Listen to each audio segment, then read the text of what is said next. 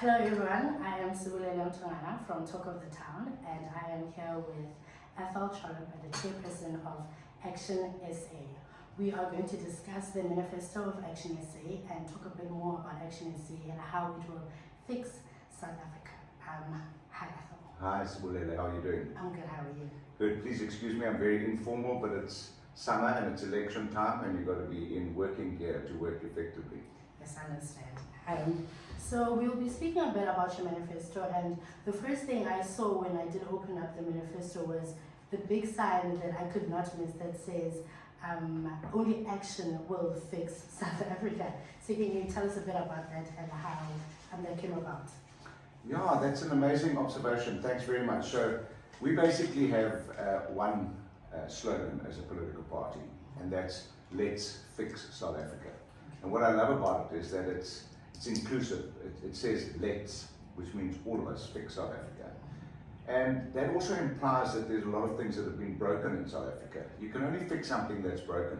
So it implies that there was infrastructure that worked, that we do have ports and rail and roads, but they don't work very well. They've been allowed to break and to get out of the kind of optimal functioning conditions. So we've identified that we have to fix certain things before we can start moving forward.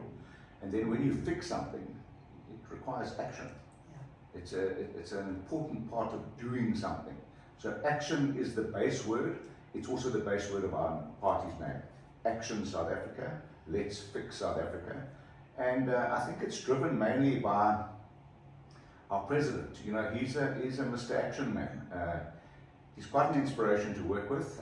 He has an incredible track record of how he grew his business in a very difficult time, but focused on achievement and doing it for himself. So I think he's the perfect example in our party of an action man. And we pride ourselves in this party of being actioners. Wherever we go, we talk about what we're going to do when we are in government, but we also do things on the ground. So it's a nice inspirational name. And it's also an inspirational slogan because it's inclusive and it says we've got to do something. Okay, that's lovely. So I'll be focusing on 4 points that you spoke about in the manifesto, which is economic policy, education, energy, and inclusive and cohesive society. So I'm going to start with the economic policy. So under the small businesses development, ActionSA says that they will allocate 30% of all income from opportunity funds to SMMEs. What is the opportunity fund and how would it be funded and how would it work? Okay, thanks very much. I have got some notes because, you know, when you talk about a manifesto, you actually have to talk about all the components of the manifesto, otherwise you won't get a good insight. You can be very glib and just speak about slogans and sort of catchphrases, but that doesn't work if we want to talk really about what it is that we stand for. So, first of all, I just want to say that our party has got 6 primary values that determine who we are. And those values are non-racialism, economic prosperity, social justice, respect for the rule of law, and I hope we can talk about crime as well, and quality education, and then ethical leadership and public service. Public service as opposed to self-service. So those are the core values.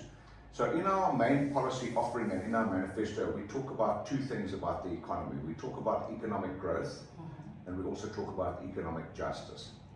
Because we have a history in this country of people that were historically disadvantaged through economic injustice. So to address economic injustice, you have to have economic justice, which means you've got to have an inclusive economy, and we can talk a bit about that. So primarily, we are focused on economic growth because we have incredibly high unemployment, especially in this province. We have the highest unemployment.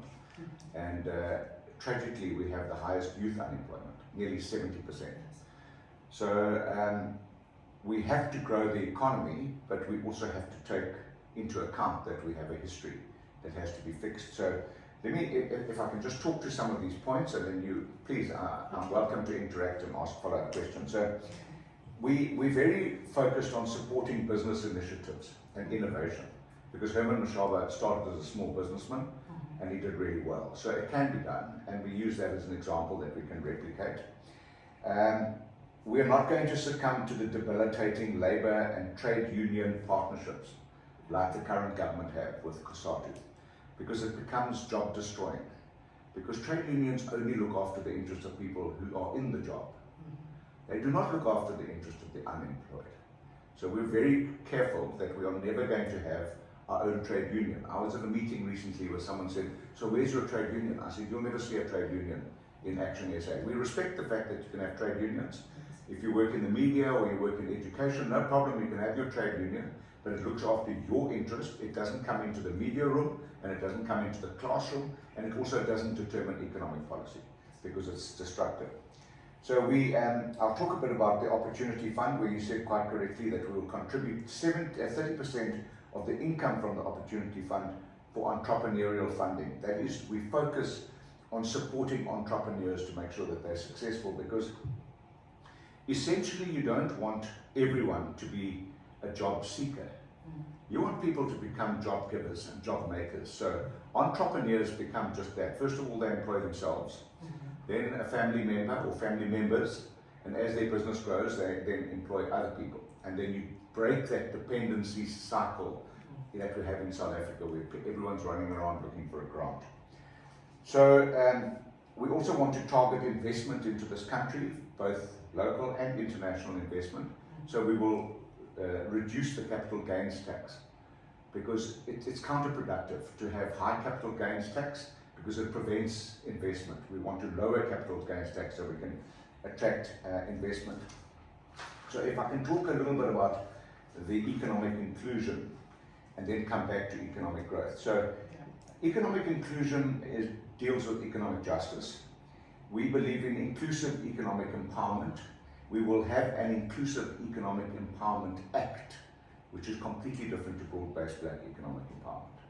So we would enact new legislation around economic empowerment to empower especially historically and disadvantaged people. We want to increase access to opportunity for all South Africans. We want equal opportunities, not equal outcomes. If you pursue equal outcomes, you go down to the lowest common denominator. So you need to provide equal opportunities, that some people will grab them and they'll fly, and others will grab them and they won't be able to make it. And then there's a social sort of net to catch those people who can't make it. We also want to use proceeds from the Opportunity Fund, and we will be investing in empowerment of previously disadvantaged individuals. So what we will do, first of all, we will replace the compliance cost of broad-based black economic empowerment. We have determined that to comply with broad-based black economic empowerment, you've got to jump through so many hoops, and we've seen fronting and all of that kind of stuff, which is not, it's counterproductive for economic growth, so we will replace that. And we've determined that that cost of compliance is around 4 to 6% of companies in South Africa. So the opportunity levy will come from a company tax from all businesses of 5%. Okay, so if you were to be in power, you're given 5 years. How do you plan on, in your 5 years, how do you plan on doing all of this? Okay, so first of all, you enact that legislation to make sure that there's legislation in place. You cut all the bureaucratic requirements of broad-based black economic empowerment. You levy a tax, a 5% opportunity levy tax, and people will feel motivated to pay that, because it's not just giving it to the receiver, it's actually giving it to grow the economy. We believe that it can raise 55 billion rand annually, and we would use this for inclusive empowerment for all South Africans, especially previously disadvantaged. And this is how the breakdown will go. 10% towards tertiary education, to improve tertiary education, because that's really where you can stimulate economic growth with people who are making it through the tertiary education group, including TVET colleges as well, very important part. 30% goes to entrepreneurial funding, 35% goes to infrastructure and underserved communities. So the lion's share goes to infrastructure upliftment and servicing, and also for underserviced communities, so townships, rural areas. And 25% goes back to future investment. So 75% of what you raise in the first year goes towards that breakdown, and 25% is reinvested. It's a plan for prosperity. That's what we call it. It's a plan for prosperity, not to recreate or entrench this kind of dependency where the state has to do everything for everybody. We also believe that there should be a universal basic income stimulus. We call it UBIS, Universal Basic Income Stimulus. It's seeking the employment or building of business opportunities. So if you're a young person like yourself and you want to start a business and you have no capital, you can't start the business. But if there's this universal basic income stimulus, it can help you start a business. So it works like this. It's a cash payment to all applicants who qualify. So obviously if you come from a background of advantage, you can't qualify. Okay. If you're disadvantaged and you qualify and you make an application, you get funding over 3 years. Currently it will work like this: 790 Rand a month for the first year. Then it goes up to 1,101 Rand for the next year, and then 1,622 Rand for the third year. And we believe that this will have a 2% increase in economic growth, just by helping people to start a little business. So it might not sound like a lot of money, but let's use an example. You have 790 Rand a month to start your business. You can buy some flour, you can buy some yeast, you can buy some cooking oil, you can buy some other resources to make amakwina, and you can sell them on the side of the road. If it becomes popular and you start selling more, you can add some new dimensions, some mincemeat and whatever, then you can start a small informal restaurant, and before you know it, you can have a restaurant and maybe even a chain. That's what entrepreneurs do. They start small, and those that are successful end big. So it's just like an assured way of empowering somebody over 3 years to know that they will have, on the third year, it's 1,600 a month coming in, additional to what the income is from their first couple of years. So we believe that that's really good, and it'll obviate the kind of dependency on social grants.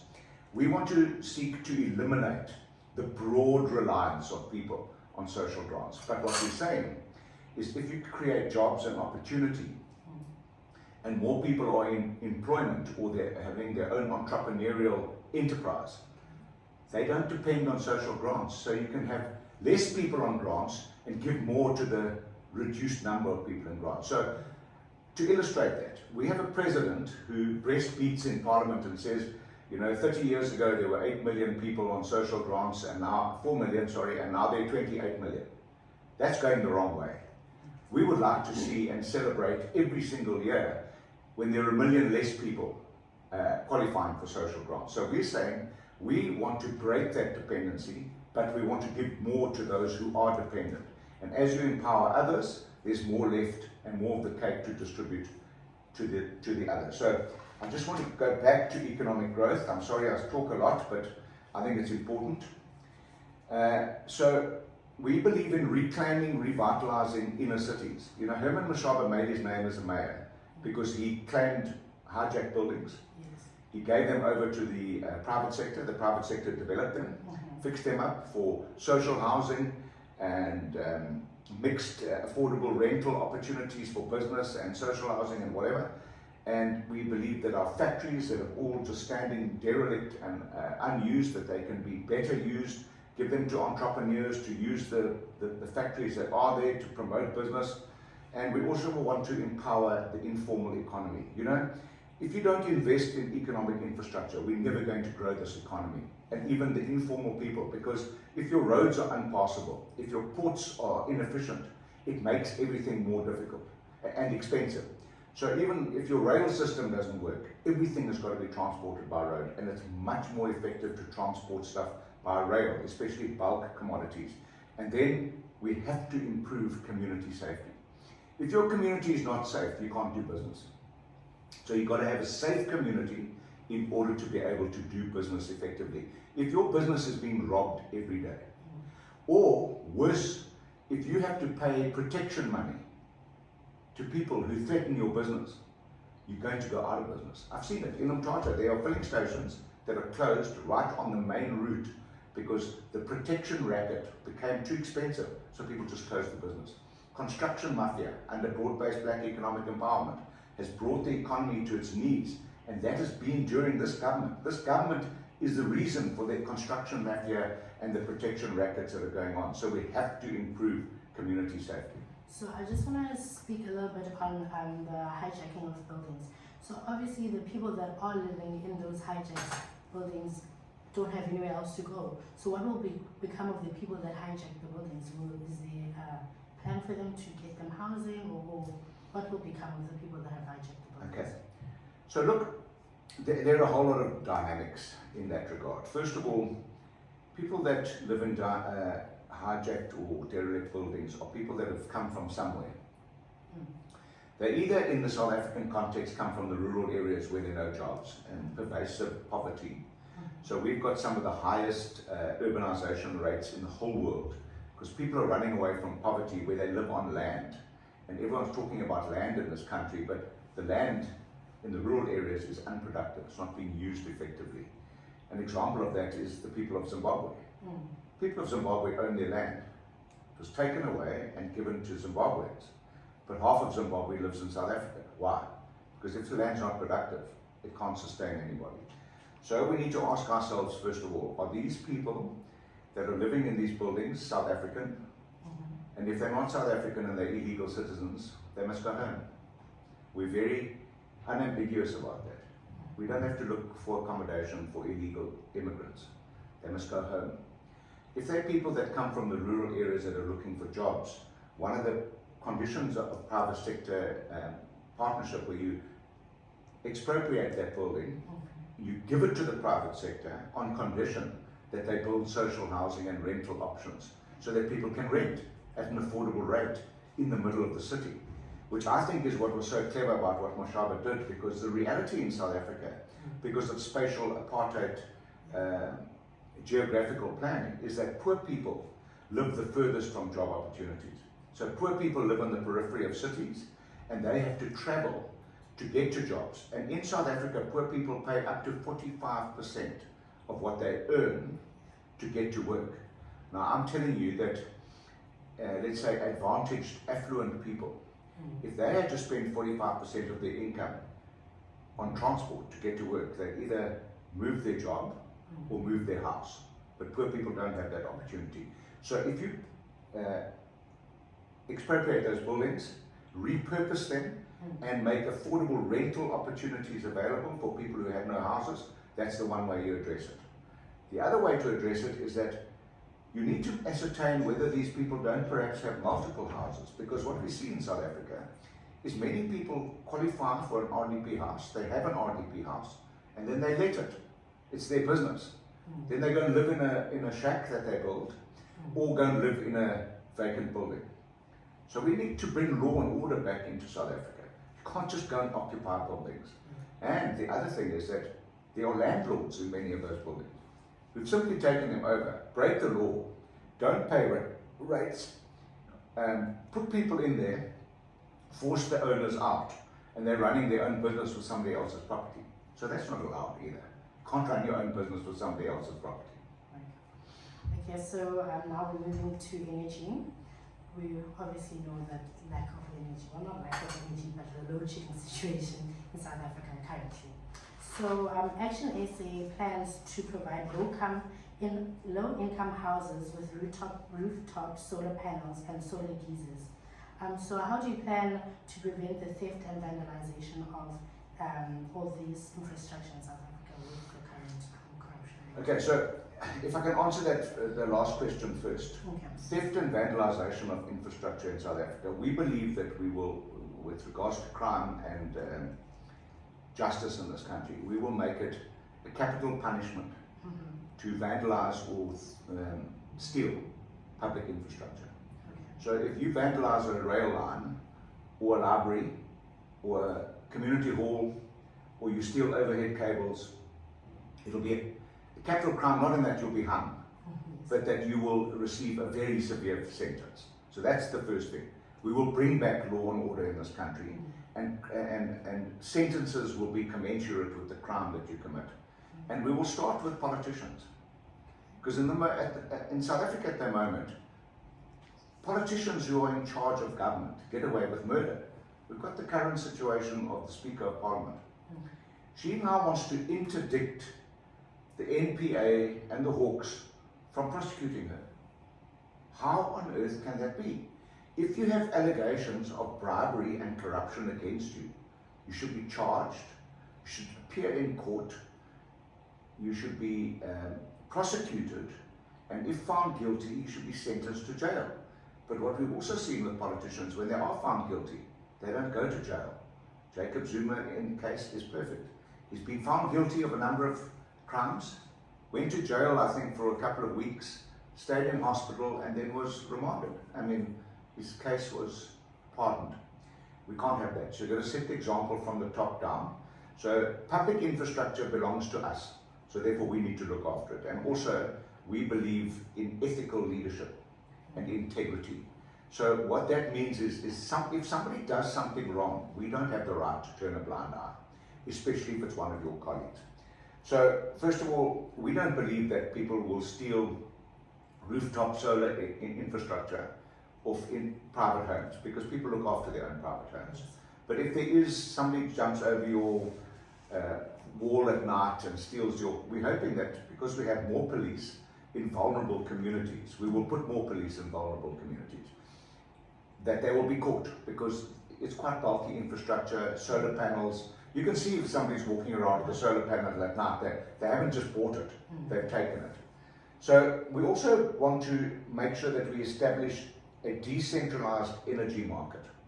At the moment, Eskom has a monopoly on energy production. That's why we have load shedding. We understand that you've got to have base energy, and Eskom is the main energy supplier in the country.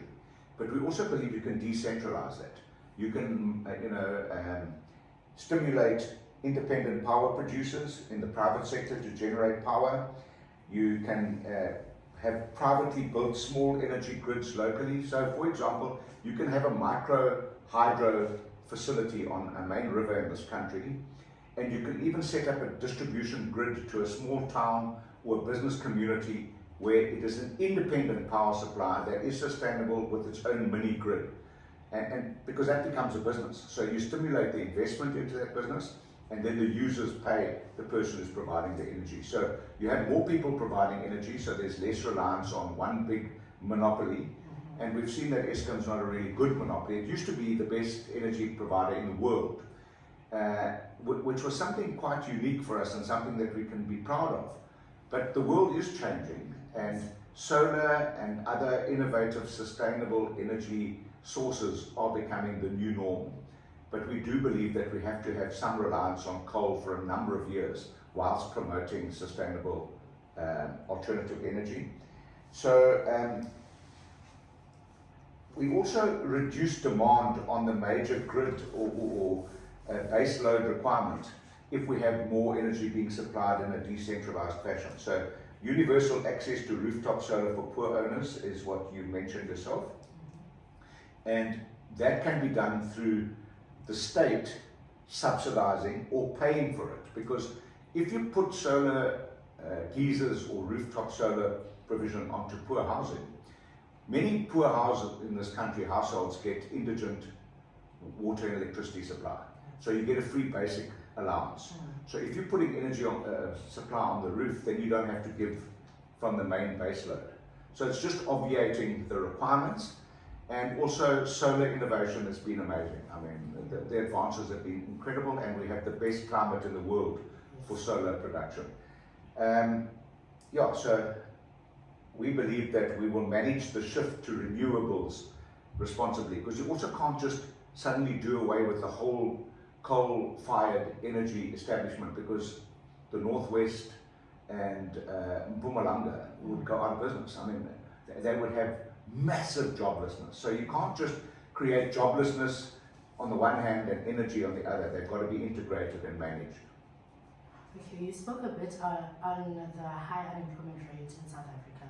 So your manifesto does speak about education, where the ActionSA proposes building more public universities to absorb all matriculants who qualify to study. So, given the high unemployment rate in South Africa, youth unemployment rate of young people who are educated, who hold a bachelor's and honors degree in many different fields. So how do you, how will ActionSA ensure that they are employed? All right, so first of all, you've got to assess what the international and national skills requirements are.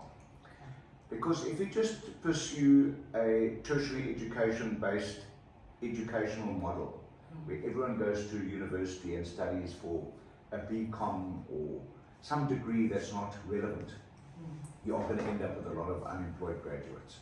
But before we even get there, I think what we're talking about in education is that we've got to improve the early childhood development. Okay. So that's the foundation of learning.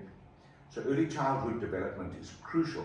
And I'll challenge you or anybody in government, go to any creche or early childhood centre in this country and you will meet the most dedicated people looking after our children in the most impossible conditions. True. I mean, I've been to one in Walmer recently. The lady has about 60 kids, literally from being in nappies to 6 years old. 60 kids, and she has 2 assistants. So there are 20 kids per person. Now, I don't know if you're a parent, but I'm a grandparent. And when my 2 grandkids come and visit me for the day, my wife and I are exhausted at the end of the day. The thought of having 20 people, 20 little ones to look after each is incredible. And then I learned that she has only got funding for 40, but she has 62. So she has to fund it or subsidize it. And she gets paid quarterly and sometimes 2 or 3 months late. So she has to fund it out of her pocket. It's an impossible situation. So we're going to redirect a lot of funding to early childhood development because it's not working in this country. We've got children at the age of 10, grade 4, who cannot read for meaning. So we have said we want to have by 2035, which is in 10 years from now, that every child who is 10 years old can read for meaning. And we're going to have to invest a whole lot more money in early childhood development. We also have to improve training foundational teachers and support them, as I said. We need improved training, teaching methods, and we've got to go and look at international best practice there. We need to pay teachers better.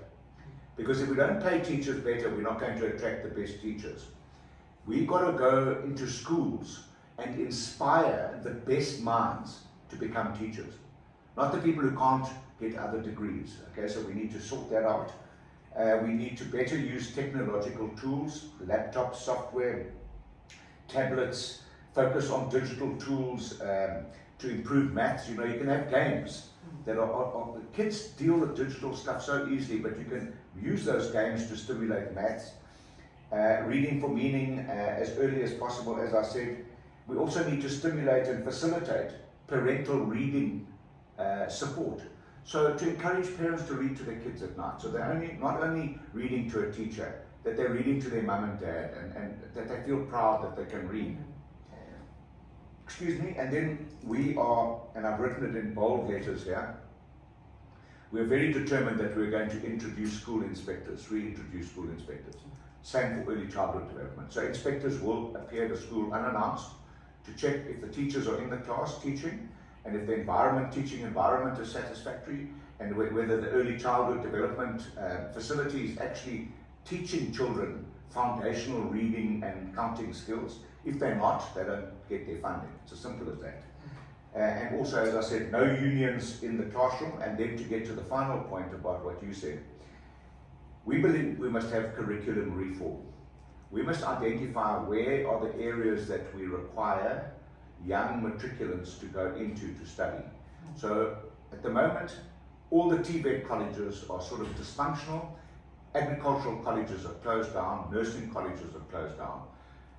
To become a plumber or a vocational service provider, there are very few facilities that provide the opportunity. So we believe that we must invest a whole lot more in vocational training.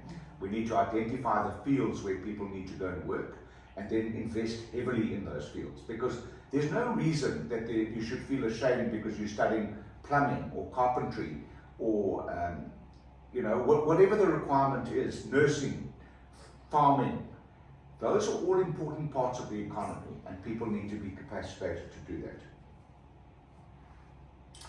All right, and as I said, develop skills alignment with the national need, and then access to higher education support, funding support. You know, we have a minister who's responsible for 7 billion rand worth of NSFAS funding that disappeared. He's still the Minister of Higher Education. He has not been prosecuted. I mean, that's outrageous. Imagine how many people you can train and how many colleges you can re-establish and get going with 7 billion rand. We will reprioritize spending on luxury items like VIP protection services and redirect that money into education. And 10% of the Opportunity Fund will be spent on tertiary education. So that's a really important commitment. And then lastly, I want to say that university attendance should not be the only determinant of financial success. So you can't say, unless you've got a degree, you can't be financially. Moving on to our last point, which is on your youth engagement programs. So as we know, there are very clear spatial divides remaining from apartheid design. How will ActionSA work to bring youth from different parts of towns and cities together? Okay, thanks very much. You've just explained the realities of spatial apartheid.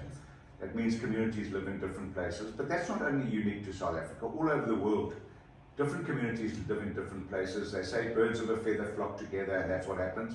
But we have seen in South Africa that there's been an integration of communities, especially with regards to education opportunities. As we grow the black middle class, people are moving into other communities. So there is a sort of organic integration, which is great. And the best place for integration is actually at schools or early childhood development centers. So that's a very important thing. But unified and inclusive society requires better communication between the different communities. And we don't do that well in South Africa, especially from a government level. I hear government ministers and the president talk about our people. Who are our people? It's an exclusive statement because it implies that some people are ours and others aren't. So we need to develop a much better language of unity around patriotism. We in ActionSA call each other patriots. We love this country. And you know what brings us together in this party quite uniquely is that we come from all different backgrounds, even political backgrounds. Everyone comes from somewhere. So, you know, there's a lot of stuff and we haven't got enough time, but I do want to just touch on crime. Yes. If we don't do something about crime in this country, we've got this unprecedented murder rates, unprecedented rape cases on a daily basis. No one in the world will invest in South Africa with the crime at the rate that it's at now. So we have a police force that's disrespected, they're badly led, they're poorly resourced. I don't believe we're attracting the best people into the police force. We need to reverse that, and we need to do it quickly. We need much better leadership. We need an inspirational minister. We need police to be, self-protecting. Where have you ever heard of police stations being robbed so that people can access the armory? Where have you ever heard of somebody falling out of a police vehicle because they're so drunk that they cannot even walk and having firearms stolen from police people? It doesn't happen in other parts of the world. It happens here, so it has to be changed. We need to make sure that our police are better resourced and that vulnerable communities have higher density of police presence than in less vulnerable communities. But at the moment, because of apartheid, I suppose, less vulnerable communities have had better resources than vulnerable communities. We need to turn that around, and we need to just all adopt a zero tolerance rate for crime. And also that comes to, prosecuting criminals and sentencing criminals. If you get sentenced to a high priority crime, you need to know you're going to go to jail for 5, 10, 15 or 25 years, whatever the sentence is. No remission. You serve your sentence, you work hard, it's not a holiday camp, and you will be in a labor gang to work to pay back to society. So that's what we believe, and we also need to take personal responsibility for how we behave. And if your neighbor is being, assaulted by a spouse, you need to do something about it. If you hear a window breaking at night, you need to call somebody. You can't just say, fortunately, it's not my window. I think we're too accepting as a society. And if we all say no to crime, we can drive crime rates down, we'll stimulate investment, we'll create jobs, and we'll have less dependency in this country. So some of the things start with us. You can't always be looking to government to fix things. Political parties must be inspirational in their leadership and their example, and do the right thing, and then the right things follow. If a government does wrong things, people will follow that example. So we really, as ActionSA, we believe that you must have as a foundational value, ethical leadership, which requires you to be ethical and exemplary, but also it requires of you not to turn a blind eye when one of your colleagues is doing something unethical or unlawful. So it starts with us, and we would like to be that government that changes the trend in South Africa. And I believe we can do that. And I still have massive hope in this future of this country, and so does President Mashaba. That's why he's invested so much and given so much to South Africa. He's not coming to politics to make money. He's the only political leader who has made money, who's coming to politics and uses his money in the best interest of South Africa. Thank you very much, Mr. Trollip. Thank you for taking time out of your morning to speak to us, or speak to me about your manifesto, and let people know a bit more about ActionSA. Hopefully they'll make a better informed decision on the 29th of May, and good luck. Thank you very much. Thank you to Talk of the Town, to giving us the opportunity, to taking the trouble and the initiative, and for finding this amazing venue, and for the venue supporting you. The Royal St Andrews Hotel is such an amazing asset to this town, and I wish we had more people who had the courage to invest like they have done here. I believe that this city can work, this town can work much better if we have more people investing. But we also have to look after our environment, make sure that the environment is clean, because we're a tourist destination. So thank you very much to them, and thank you to Talk of the Town for this initiative, and also to the viewers who will watch it. I hope they'll watch it, and if they hear something that makes them want to align with us or stimulate them to vote for us, that would be great for us, but also it's important for everyone to make informed decisions. Thank you.